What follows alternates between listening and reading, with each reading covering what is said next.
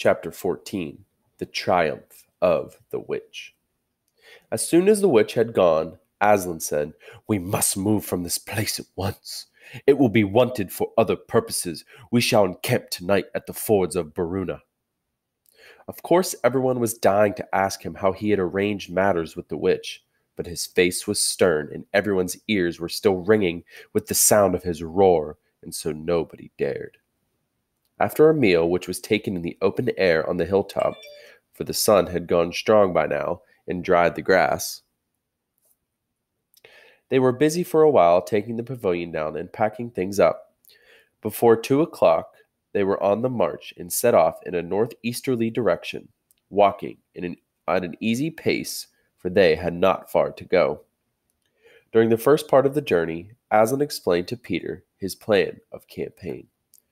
"As soon as she has finished her business in these parts," he said, "the witch and her crew will almost certainly fall back to her house and prepare for a siege. You may or may not be able to cut her off and prevent her from reaching it." He then went on to outline 2 plans of battle, one for fighting the witch and her people in the wood, and another for assaulting her castle. And all the time he was advising Peter how to conduct the operations, saying things like, "You must put your centaurs in such a place," or "You must post scouts to see that she doesn't do and so and so. And so at last Peter said, "But you will be there yourself, Aslan." "I can give you no promise of that," answered the lion, and he continued giving Peter his instructions. For the last part of the journey, it was Susan and Lucy who saw most of him. He did not talk very much and seemed to them to be sad. It was still afternoon when they came down in a place where the river valley had widened out, and the river was broad and shallow.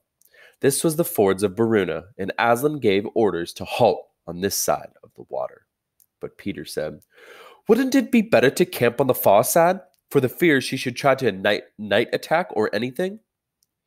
Aslan, who seemed to have been thinking about something else, roused himself with a shake of his magnificent mane and said, "What's that?"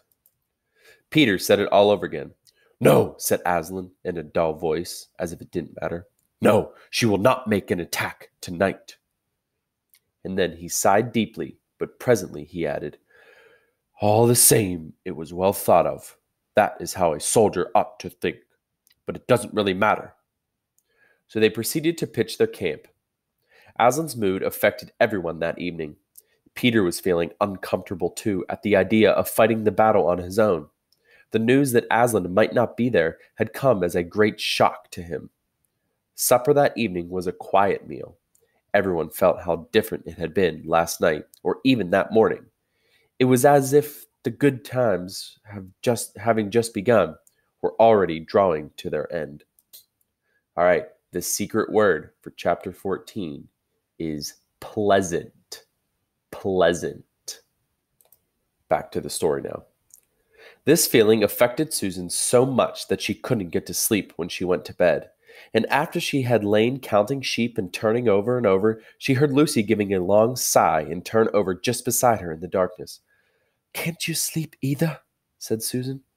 "No," said Lucy. "I thought you were asleep. I say, Susan." "What?" "I have the most horrible feeling, as if something were hanging over us." "Have you? Because, as a matter of fact, so have I." "Something about Aslan," said Lucy. "Either some dreadful thing is going to happen to him, or something dreadful that he's going to do." "There's been something wrong with him all afternoon," said Susan. "Lucy, what was he said about not being with us at the battle?"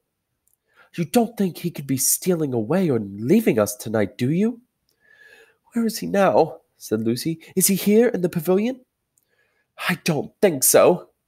"Susan, let's go outside and have a look around. We might see him." "All right, let's," said Susan. "We might just as well be doing that as lying awake here." Very quietly, the 2 girls groped their way among the other sleepers and crept out of the tent. The moonlight was bright, and everything was quite still except for the noise of the river chattering over the stones. Then Susan suddenly caught Lucy's arm and said, "Look!"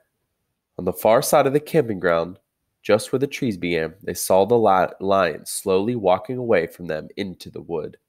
Without a word, they both followed him.